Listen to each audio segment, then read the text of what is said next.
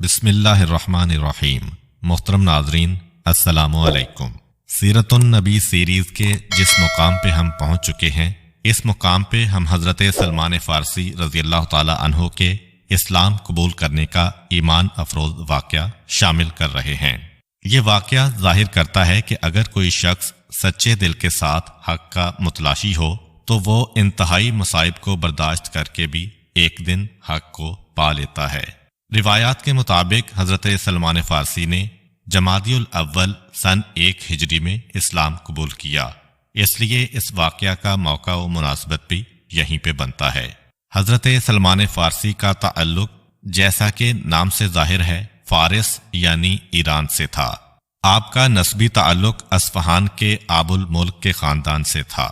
قدیم نام میں اختلاف ہے، لیکن ان میں 2 نام زیادہ مشہور ہیں، مابا اور روزبا۔ اسلام لانے کے بعد آپ کا نام سلمان قرار پایا اور پیغمبر اسلام صلی اللہ علیہ وآلہ وسلم کی طرف سے آپ کو سلمان الخیر کا لقب عنایت ہوا۔ اس کے علاوہ سلمان محمدی، طیب، طاہر، لقمان الحکمہ وغیرہ بھی آپ کے القابات ہیں۔ ابو عبداللہ کنیت ہے۔ سلسلہ نسب یوں ہے: روزبا بن بوزخشان بن مورسلان بن بہبوزان بن فیروز بن سہرک۔ آپ کا تعلق ایران کی اس شاہی نسل سے تھا جس کا مور سے اعلیٰ منوچہر ہے، لیکن حضرت سلمان نے اسے اپنے لیے باعث فخر نہیں سمجھا۔ ایک مرتبہ کسی شخص نے ان سے ان کے نسب کے متعلق سوال کر لیا تو آپ نے جواب دیا کہ میں سلمان ابن اسلام ہوں، میں ایک غلام تھا، مجھے اللہ نے محمد کے ذریعے آزاد کرایا، میں ایک بے حیثیت شخص تھا، اللہ نے مجھے محمد کے ذریعے عزت دی، میں ایک فقیر تھا، اللہ نے مجھے محمد کے ذریعے غنی کر دیا، بس یہ میرا حسب و نسب ہے۔ ابن عبداللہ نے استیاب میں تحریر کیا ہے کہ آپ کی ولادت رام ہرمز کے ایک گاؤں جی میں ہوئی۔ آپ کے والد پیشے کے اعتبار سے ذمہ دار تھے اور خود ہی کاشتکاری کرتے تھے۔ ان کو سلمان سے بے انتہا محبت تھی، اس لیے ان کی پرورش بہت ناز و نعم سے کی۔ بوزخشان چونکہ خود دین مجوس کے پیروکار تھے، اس لیے ہمیشہ اس بات کے لیے کوشاں رہتے تھے کہ سلمان بلوغت سے پہلے اس دین کی مکمل معرفت حاصل کر لیں اور انہی کی طرح اس مذہب کے حلقہ مندوں میں رہیں۔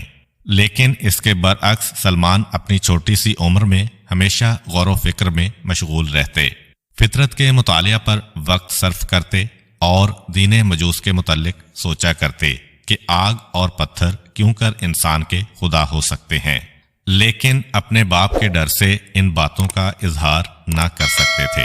ہمیشہ باپ کے ساتھ عبادت گاہ جاتے، لیکن حیران ہو کر ادھر ادھر دیکھتے رہتے۔ ایک دن بوزخشان گھر کے کسی کام کی وجہ سے خود کھیت پر کام کرنے کے لیے نہ جا سکے اور اپنی جگہ سلمان کو بھیج دیا۔ سلمان گلیوں میں ادھر ادھر دیکھتے ہوئے جا رہے تھے کہ اچانک ان کی نظر ایک گرجا پر پڑی جس میں عبادت ہو رہی تھی۔ اس کی آواز میں انہیں ایک خاص کشش محسوس ہوئی۔ مزید معلومات حاصل کرنے کے لیے وہ گرجے کی عمارت میں داخل ہو گئے۔ انہوں نے دیکھا کہ چند راہب خدا کی توحید اور حضرت عیسیٰ علیہ السلام کی رسالت کا ورد کر رہے ہیں اور آخر میں کہتے ہیں اشہد ان محمد حبیب اللہ، میں گواہی دیتا ہوں کہ محمد اللہ کے حبیب ہیں۔ اس نظارے نے ان کے دل پر ایک خاص اثر کیا اور یہ طریقہ عبادت اس قدر پسند آیا کہ ماں باپ اور گھر بار کا خیال چھوڑ کر اسی میں محو ہو گئے۔ عیسائیوں کے قریب گئے اور پوچھا کہ کیا آپ میری باتوں کا جواب دیں گے؟ جب انہوں نے آمادگی ظاہر کی تو پوچھا کہ عیسیٰ بن مریم کون ہیں؟ جواب ملا کہ اللہ کے رسول ہیں جو ہماری نظروں سے اوجل ہیں۔ پھر پوچھا کہ محمد کون ہیں؟ انہوں نے جواب دیا کہ یہ وہ رسول ہیں جن کا ذکر آسمانی کتابوں میں ہے، اللہ اسی رسول پر اپنی رسالت کو ختم کرے گا۔ سلمان ان باتوں سے اتنا متاثر ہوئے کہ متواتر 3 روز تک اسی گرجا میں مقیم رہے اور دین عیسوی کے متعلق معلومات حاصل کرتے رہے۔ بوزخشان 3 دن سے سلمان کی تلاش میں ادھر ادھر بھٹک رہے تھے کہ اچانک سلمان پر نظر پڑی جو سر جھکائے دیواروں کے سائے میں چلے جا رہے تھے۔ باپ نے لپک کر ان کو پکڑا اور گلے لگا کر پوچھا کہ اب تک کہاں رہے؟ جواب دیا کچھ لوگ گرجے میں عبادت کر رہے تھے، مجھے ان کی عبادت پسند آئی، اس لیے میں انہی کے پاس ٹھہر گیا تھا۔ باپ کی دوربین نگاہوں نے اس جواب سے تبدیلی مذہب کا اندیشہ صاف طور پر دیکھ لیا۔ غصے میں آ کر سلمان کے ایک تمانچہ مارا اور غلاموں کو حکم دیا کہ انہیں ایک تاریک کوٹڑی میں قید کر دو۔ انہیں بیڑیاں پہنا کر قید کر دیا گیا۔ کئی دن مسلسل اسی طرح گزرتے رہے، مگر ان کے دل میں تلاش حق کا جذبہ مضبوط ہوتا گیا۔ بوزخشان اور ان کے دوستوں کا خیال یہ تھا کہ اگر لڑکے پر سختی کی گئی تو جلد ہی اپنے اس نئے عقیدے سے دستبردار ہو جائے گا، اس لیے سلمان پر روز بروز اذیتوں کا اضافہ کیا جانے لگا۔ لیکن جتنا زیادہ انہیں آزار پہنچایا گیا اتنا ہی وہ اپنے عقیدے میں سخت ہوتے گئے، اور اس سے رد عمل کے طور پر ان کے باپ کا رویہ اور خراب ہوتا گیا، یہاں تک کہ انہیں خود بوزخشان کے ہاتھوں تازیانے کی سزا بھی برداشت کرنا پڑتی تھی۔ وقت گزرتا رہا اور سلمان قید خانے کی تاریکیوں کے عادی ہوتے گئے۔ ایک دن جناب سلمان نے اپنی تکلیفوں اور پریشانیوں سے عاجز آ کر آدھی رات کے وقت خدا سے دعا کی اور روتے ہوئے کہا کہ خداوندا، میرے دل کو شرک و بت پرستی کی قدورتوں سے پاک کر دے، اور تجھے تیرے حبیب کا واسطہ دیتا ہوں کہ مجھے اس قید سے رہا کر کے اپنے حبیب تک پہنچا دے۔ دکھے ہوئے دل سے نکلی ہوئی دعا مستجاب ہوئی۔ اسی وقت انہوں نے ایک آواز سنی کہ روزبہ، اٹھو اور قید خانے سے نکل جاؤ۔ وہ اٹھے تو دیکھا کہ قید خانے کا دروازہ کھلا ہوا ہے۔ وہ قید خانے سے باہر آ گئے۔ کچھ دور چلنے کے بعد انہیں گرجا کی عمارت کے آثار نظر آئے اور قدم بے اختیار اسی طرف اٹھنے لگے۔ جب گرجا کے دروازے کے قریب پہنچے تو وہی جملے ان کی زبان پر تھے جو راہبوں سے پہلی مرتبہ سنے تھے۔ ایک بوڑھا راہب باہر نکل کر آیا اور پوچھا کہ کیا تم ہی روزبہ ہو؟ جواب دیا کہ ہاں۔ اس نے کہا اندر چلے آؤ، میں تمہارے ہی انتظار میں تھا۔ اگرچہ سلمان پہلے ہی سے دین مجوس سے نفرت کرتے تھے اور راہبوں سے ملاقات کے بعد عیسائیت کا میلان شدت اختیار کر گیا تھا، لیکن اب وہ حقیقی طور پر عیسائیت کی پناہ میں آ گئے۔ دن رات اپنے روحانی سرپرست کی خدمت میں لگے رہتے اور اس سے زہد و تقوی کا عملی درس حاصل کرتے۔ اسی صورت سے کئی سال گزر گئے۔ ایک دن جب اس بوڑھے راہب نے یہ محسوس کر لیا کہ اس کی زندگی کے دن پورے ہو چکے ہیں تو سلمان کو پاس بلا کر کہا کہ دیکھو، انسان کو موت سے پناہ نہیں، اب میرا آخری وقت آ پہنچا ہے۔ سلمان نے کہا کہ میں نے ایک طویل عرصے تک آپ کی سرپرستی میں زندگی بسر کی ہے، اب آپ کا آخری وقت ہے، اس لیے آئندہ کے لیے مجھے کوئی لاہے عمل بتا دیجئے۔ اس نے کہا یہاں پر تو اب میری طرح کا کوئی سچا عیسائی نظر نہیں آتا، اس لیے تم انطاکیہ چلے جاؤ، وہاں ایک بوڑھے راہب کو تلاش کرو جو شہر سے باہر رہتا ہے، جب اس سے ملاقات ہو تو اسے میری طرف سے سلام پہنچانا اور یہ لوح دے دینا اور اس کی خدمت میں مشغول ہو جانا، اور دیکھو وہ راہب تمہیں جو بھی حکم دے اس کو بجا لانا۔ راہب اپنے فرض کو انجام دے کر انتقال کر گیا۔ سلمان نے بجھے ہوئے دل سے اس کے دفن سے فراغت پائی اور انطاکیہ کی طرف روانہ ہو گئے۔ سلمان لوح کو لیے ہوئے انطاکیہ پہنچے۔ جب شہر سے قریب ہوئے تو شہر کے باہر ہی ایک دیر نظر آیا۔ دیر عیسائیوں کے کلیسا یا گرجا گھر کو کہتے ہیں۔ انہوں نے دیکھا کہ دروازے پر ایک بوڑھا راہب بیٹھا ہوا چاروں طرف دیکھ رہا ہے۔ سلمان بلند آواز سے اشہد اللہ الہ الا اللہ وان عیسیٰ روح اللہ وان محمد حبیب اللہ کہتے ہوئے راہب کے قریب پہنچے۔ اس نے پوچھا تم کون ہو؟ قریب آ جاؤ۔ سلمان قریب گئے اور لوح راہب کے سپرد کر دی۔ لوح کو دیکھتے ہی اس نے کہا کہ کیا تم روزبہ ہو؟ انہوں نے ہاں میں جواب دیا۔ راہب نے انہیں اپنے پاس ٹھہرا لیا۔ وہ ایک عبادت گزار اور تارک الدنیا شخص تھا، دن رات عبادت الہی میں مشغول رہتا تھا، اس لیے سلمان پہلے راہب کی طرح اس سے بھی بے انتہا محبت کرنے لگے اور خدمت کے ساتھ ساتھ اس سے علمی اور عملی استفادہ کرتے رہتے تھے۔ سلمان متواتر 2 سال تک اس کی خدمت گزاری میں مشغول رہے، یہاں تک کہ اس راہب کی موت کا بھی وقت آ پہنچا۔ انہوں نے سوال کیا کہ میں اب آپ کے بعد کس کی طرف رجوع کروں؟ راہب نے جواب دیا کہ سچا عیسائی یہاں تو نظر نہیں آتا، تم اسکندریہ کے راہب کے پاس چلے جاؤ اور یہ لوح اس کے سپرد کر کے اس کی خدمت میں مشغول ہو جاؤ۔ راہب کی موت کے بعد سلمان نے اسکندریہ کا سفر کیا اور وہاں کے راہب کے پاس بھی ایک طویل عرصے تک قیام پذیر رہے۔ مورخین کے قول کے مطابق سلمان اسی طرح ایک راہب سے دوسرے تک لوح کو منتقل کرتے رہے، یہاں تک کہ آخری کے پاس پہنچے، وہیں مقیم ہو گئے۔ کچھ بکریاں پال لیں جو ان کی گزر و اوقات کا سہارا تھیں۔ کچھ ہی عرصہ اس کی فیض صحبت سے مستفید ہوئے تھے کہ اس کا وقت بھی آخر ہوا۔ سلمان نے اسے اپنی ساری سرگزشت سنائی اور کہا کہ اب آپ کی خدمت میں پہنچا تو آپ کا بھی وقت آخر ہے، اس لیے آئندہ کے لیے میرا کوئی بندوبست کرتے جائیے۔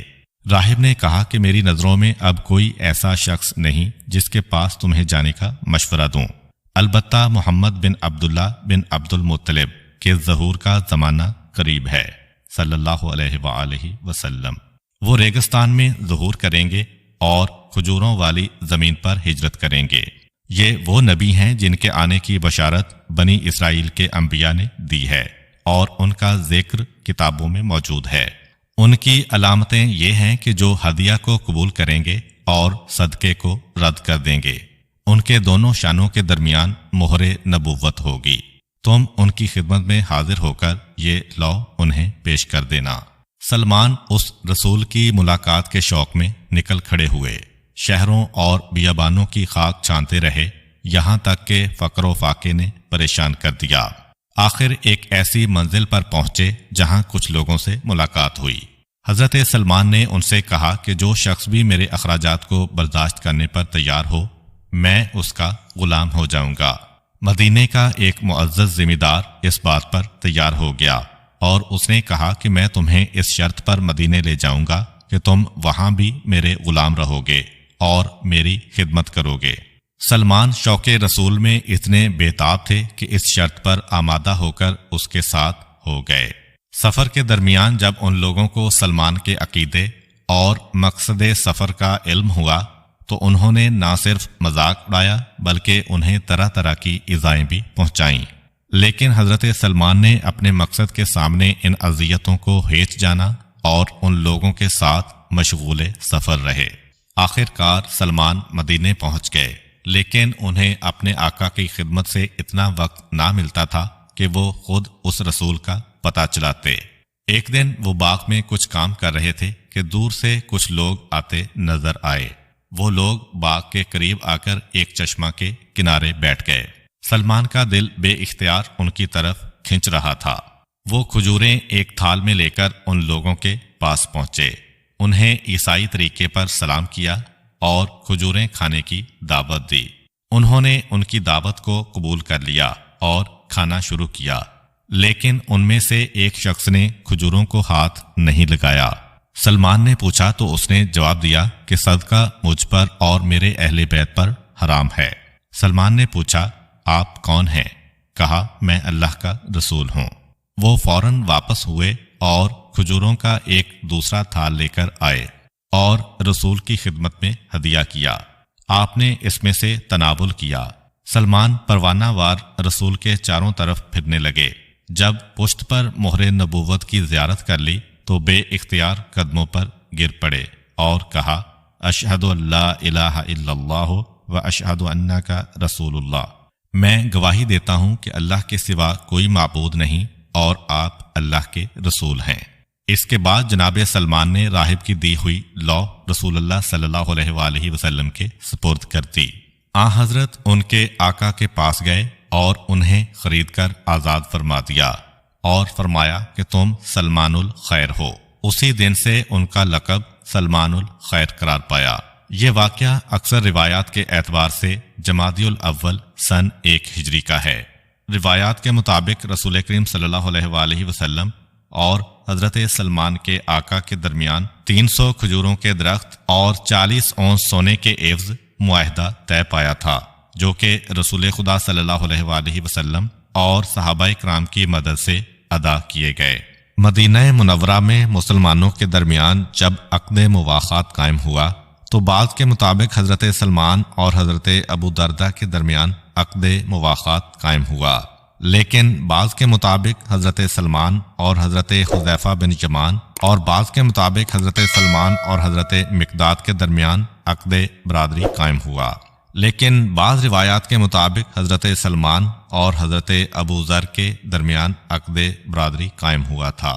حضرت سلمان کی قبل اسلام کی زندگی کا کوئی ایسا واقعہ نہیں ملتا کہ انہوں نے کسی جنگ میں شرکت کی ہو، لیکن اس کے باوجود ان کی اسلامی زندگی میں ایسے واقعات بھی ملتے ہیں جن سے پتہ چلتا ہے کہ انہوں نے صرف جنگوں میں شرکت ہی نہیں کی بلکہ بعض موقعوں پر سپہ سالار بنا کر بھیجے گئے۔ اس سے اندازہ ہوتا ہے کہ انہیں جنگ اور فنون جنگ سے بخوبی واقفیت تھی۔ جنگ بدر و احد کی لڑائیوں میں حضرت سلمان کی شرکت کا پتہ نہیں ملتا۔ جنگ خندق 5 ہجری میں ہوئی اور سلمان پہلی مرتبہ رسول اللہ صلی اللہ علیہ وآلہ وسلم کے ساتھ اسی جنگ میں شریک ہوئے، اور غزوہ خندق کے بعد کوئی ایسی جنگ نہیں تھی جس میں آپ نے شرکت نہ کی ہو۔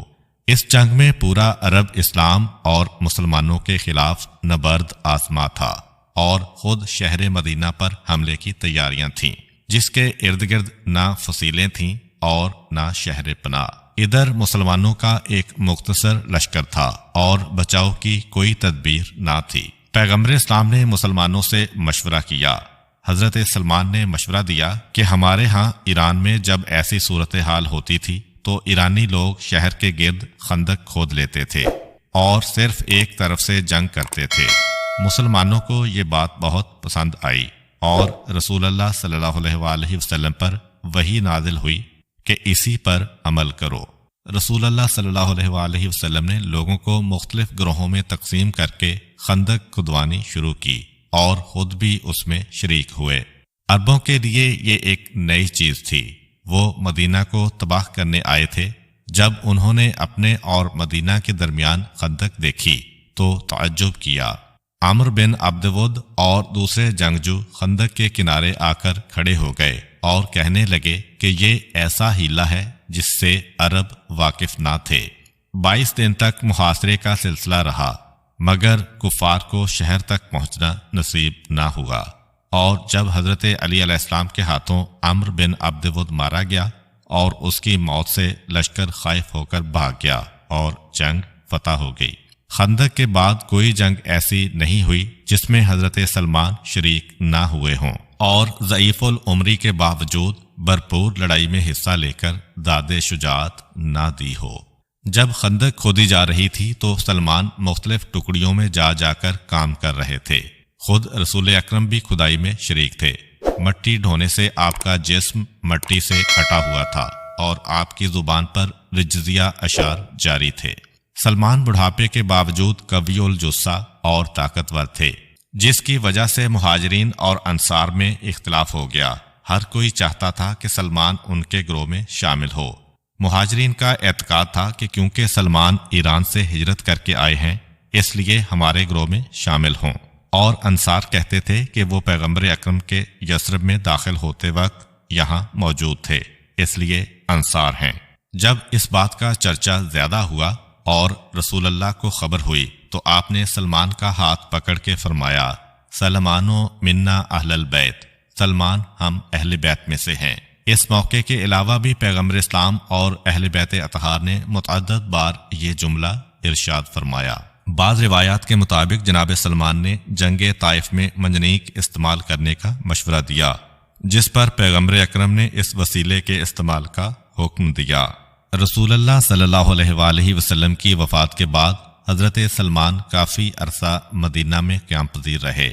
پھر حضرت ابوبکر کے دور خلافت کے آخر میں یا حضرت عمر کے دور خلافت کے ابتدائی عہد میں انہوں نے عراق کی سکونت اختیار کر لی تھی۔ تاہم عراق کے قیام کے بعد ایک بار پھر حضرت سلمان مدینہ میں نظر آئے ہیں۔ اس سے اندازہ ہوتا ہے کہ وہ مدینہ پیغمبر اسلام صلی اللہ علیہ وآلہ وسلم اور اپنے پرانے دوستوں کو چھوڑ کر اس اجنبی دیس میں اپنے لیے کوئی کشش پیدا نہ کر سکے اور واپس مدینہ آ گئے۔ یہاں سے حضرت سلمان کی زندگی کا ایک نیا دور شروع ہوتا ہے اور وہ فوج کے سربراہ بنا کر بھیج دیے جاتے ہیں۔ مادی اعتبار سے ایک فوج کے قائد ہونے کے باوجود ان کی سادہ زندگی میں کوئی فرق نہیں آیا، اپنے اسی سادہ رہن سہن پر باقی رہے جو ابتدائی ادوار میں ان کا ترہ امتیاز تھا۔ تاریخ کی کتابوں میں اس کی کچھ جھلکیاں ملتی ہیں۔ ایک مرتبہ فوج میں ایک دستہ کی سرداری ان کے سپرد ہوئی۔ زمانے کے دستور کے مطابق دستوں کے سردار اپنی وضع قطع میں عام سپاہیوں سے نمایاں فرق رکھتے تھے، لیکن حضرت سلمان کی وضع ایک معمولی سپاہی کی طرح بھی نہ تھی۔ جب فوجی جوانوں نے انہیں دیکھا تو ان پر تعجب کیا اور آپس میں تعجب سے ایک دوسرے سے کہا کہ یہی امیر ہیں۔ ابن عساکر نے اپنی تاریخ میں تحریر کیا ہے کہ جب سلمان فاتح کی حیثیت سے مدائن کے پل سے گزرے تو ان کے ساتھ بنی کندہ کا ایک شخص تھا۔ وہ ایک بے زین کے گدھے پر سوار تھے۔ چونکہ فوج کے سردار تھے اس لیے لوگوں نے ان سے کہا کہ پرچم ہمیں دے دیجیے۔ جواب دیا کہ میں پرچم اٹھانے کا زیادہ حقدار ہوں۔ اسی طرح آگے بڑھ گئے، جنگیں کیں، اور جب واپس مدائن سے کوفہ جانے لگے تو اس وقت بھی دیکھنے والوں نے دیکھا کہ اسی بلا زین کے خچر پر سوار ہیں، پرچم ہاتھ میں ہے، اور بنو کندہ کا وہ شخص ان کے ساتھ ساتھ ہے۔ حضرت سلمان فارسی رضی اللہ تعالیٰ عنہ کو حضرت عمر رضی اللہ عنہ کے زمانہ خلافت میں مدائن کا گورنر مقرر کیا گیا۔ ایک گورنر کو جس شان و شوکت سے جانا چاہیے اس کے برعکس حضرت سلمان ایک عصا، ایک تلوار، ایک قرآن اور ایک لوٹا لے کر مدائن پہنچے۔ لوگ استقبال کے لیے جمع ہوئے۔ حضرت سلمان اپنی سادہ وضع کی وجہ سے پہچانے نہ جا سکے اور مجمع کو حاکم شہر کے انتظار میں چھوڑ کر خود مسجد میں آ کر بیٹھ گئے۔ لوگوں نے عرض کی کہ دارالعمارہ میں تشریف لے چلیں، تو کہا کہ بازار میں ایک دکان کرایہ پر لے لو، میں اس میں اپنا دفتر قائم کروں گا اور لوگوں کے معاملات کا فیصلہ کروں گا۔ زمانہ گورنری کے دوران ہی ایک دن جناب سلمان فارسی مدائن کے بازار میں جا رہے تھے کہ ایک ناواقف شخص نے آپ کو مزدور سمجھ کر اپنا سامان اٹھانے کے لیے کہا۔ آپ چپ چاپ سامان اٹھا کر اس کے پیچھے چلنے لگے۔ لوگوں نے دیکھا تو کہا، اے صحابی رسول، آپ نے یہ بوجھ کیوں اٹھا رکھا ہے؟ لائیے ہم اسے اٹھا لیتے ہیں۔ سامان کا مالک ہکا بکا رہ گیا، پھر نہایت شرمسار ہو کر آپ سے معافی مانگی اور سامان اتروانا چاہا، لیکن آپ نے فرمایا، میں نے تمہارا سامان اٹھانے کی نیت کی تھی، اب اسے تمہارے گھر تک پہنچا کر ہی دم لوں گا۔ سید نعمت اللہ جزائری مقالات میں لکھتے ہیں کہ ایک مرتبہ دریائے دجلہ میں سیلاب آ گیا، جس سے شہر کے اکثر مکانات میں پانی بھر گیا۔ لوگ اپنے اپنے سامان کو بچانے لگے تو کچھ جانیں بھی تلف ہو گئیں۔ جب پانی حضرت سلمان کی دکان تک پہنچا تو انہوں نے بھیڑ کی کھال، جسے بستر کے طور پر استعمال کرتے تھے، اسے ساتھ لیا، عصا اور کلم و دوات کو اٹھایا اور ایک پہاڑی پر پہنچ گئے اور لوگوں کو مخاطب کر کے کہا کہ دیکھو، جس کا مال و اسباب دنیا میں کم ہوگا وہ قیامت کے دن نجات پا جائے گا۔ اسی شان فقر و استغفار کے ساتھ حضرت سلمان نے برسہ برس تک مدائن پر حکومت کی۔ وہ حضرت عمر کے دور خلافت سے لے کر حضرت علی کی خلافت کے ابتدائی دور تک وہاں کے گورنر رہے، لیکن اس پورے عرصے میں اپنے لیے کوئی رقم جمع نہیں کی۔ مؤرخین کے قول کے مطابق بیت المال سے 5000 درہم ان کا وظیفہ معین تھا، لیکن وہ یہ ساری رقم ہر ماہ شہر کے فقراء و مساکین میں تقسیم کر دیتے تھے اور اپنی گزر اوقات کے لیے ٹوکریاں بناتے اور انہیں فروخت کر کے اپنی گزر بسر کیا کرتے تھے۔ امام جعفر صادق علیہ السلام سے منقول ہے کہ ایک دن رسول اکرم صلی اللہ علیہ وآلہ وسلم نے اپنے اصحاب سے فرمایا کہ تم میں سے کون ایسا ہے جو پورے سال روزہ رکھتا ہے، ساری رات عبادت الہی میں بسر کرتا ہے اور ہر روز ایک قرآن ختم کرتا ہے؟ جناب سلمان فارسی نے عرض کی کہ یا رسول اللہ، میں ایسا کرتا ہوں۔ صحابہ میں سے ایک بزرگ اٹھ کے کھڑے ہو گئے اور غضبناک ہو کے کہا کہ ایک اجمی شخص ہم قریشیوں پر اپنی بڑائی جتانا چاہتا ہے، حالانکہ میں نے خود دیکھا ہے کہ وہ اکثر دنوں میں روزہ نہیں رکھتا، اکثر راتوں میں سوتا ہے اور اکثر اوقات خاموش رہتا ہے۔ پیغمبر اسلام نے ارشاد فرمایا کہ سلمان لقمان کی مانند ہے، تم اس سے پوچھو تاکہ تمہیں اصلی بات معلوم ہو سکے۔ جب ان سے سوال ہوا تو انہوں نے جواب دیا کہ میں ہر ماہ 3 دن روزہ رکھتا ہوں، اور قرآن میں ارشاد ہوا ہے کہ جو ایک نیکی کرتا ہے اسے اس کا 10 گنا ملتا ہے۔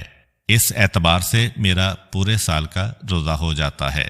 اس کے علاوہ میں شعبان میں بھی روزہ رکھتا ہوں اور اسے رمضان سے متصل کر دیتا ہوں، اور میں ہر شب باوضو سوتا ہوں، اس لیے کہ رسول اللہ صلی اللہ علیہ وآلہ وسلم نے فرمایا تھا کہ جو شخص رات کو باوضو سوتا ہے گویا اس کی ساری رات عبادت میں بسر ہوتی ہے۔ اور میں ہر روز 3 مرتبہ سورہ قل هو اللہ کی تلاوت کرتا ہوں، اس لیے کہ رسول اللہ نے فرمایا جو شخص 1 مرتبہ سورہ توحید پڑھے گا گویا اس نے قرآن کے 1/3 حصہ کی تلاوت کی، اور جو 3 مرتبہ پڑھے گا گویا اس نے پورا قرآن ختم کیا۔ کسی تاریخ میں نہیں ملتا کہ انہوں نے کبھی اپنے لیے گھر بنایا ہو، جہاں بھی جگہ مل جاتی رات بسر کر لیتے تھے۔ ایک شخص نے انہیں گھر بنا کر دینا چاہا تو انکار کر دیا اور کہا کہ مجھے ضرورت نہیں۔ اس کا اصرار بڑھتا رہا اور یہ مسلسل انکار کرتے رہے۔ آخر میں یہ طے ہوا کہ گھر ان کی مرضی کے مطابق بنے گا۔ پوچھا وہ کیسا ہوگا؟ اس شخص نے جواب دیا ایسا گھر کے کھڑے ہونے کی صورت میں سر چھت سے لگے اور لیٹنے کی صورت میں پاؤں دیوار سے مل جائیں گے۔ کہا اس میں کوئی حرج نہیں۔ اس نے ان کے لیے ایک جھونپڑی تیار کر دی۔ حضرت عثمان رضی اللہ عنہ کے عہد خلافت میں ایک مرتبہ آپ بیمار پڑ گئے۔ سعد ابن ابی وقاص ان کی عیادت کے لیے گئے۔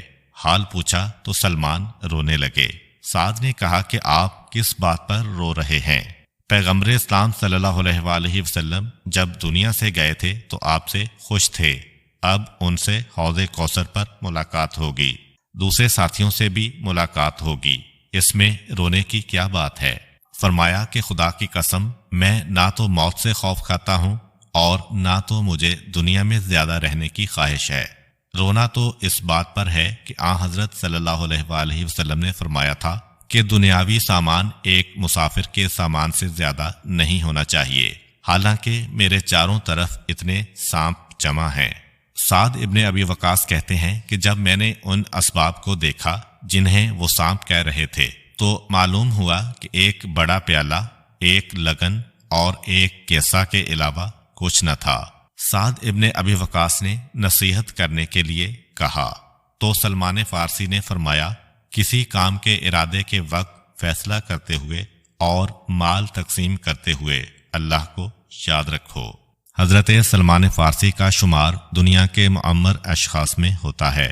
ان کی عمر کے متعلق مختلف اقوال ہیں، بعض 250 سال بتاتے ہیں اور بعض 350 سال، کچھ نے ان کی عمر 400 سال بھی لکھی ہے، اور چند روایتوں سے یہ معلوم ہوتا ہے کہ انہوں نے حضرت عیسیٰ علیہ السلام کا زمانہ بھی دیکھا تھا۔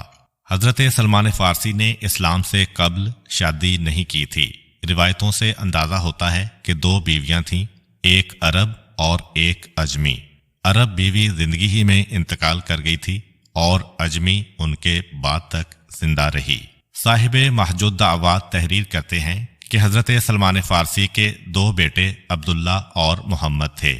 اس قول کے علاوہ مختلف اقوال سے یہ ثابت ہوتا ہے کہ مجموعی طور پر 3 بیٹے اور 3 بیٹیاں تھیں۔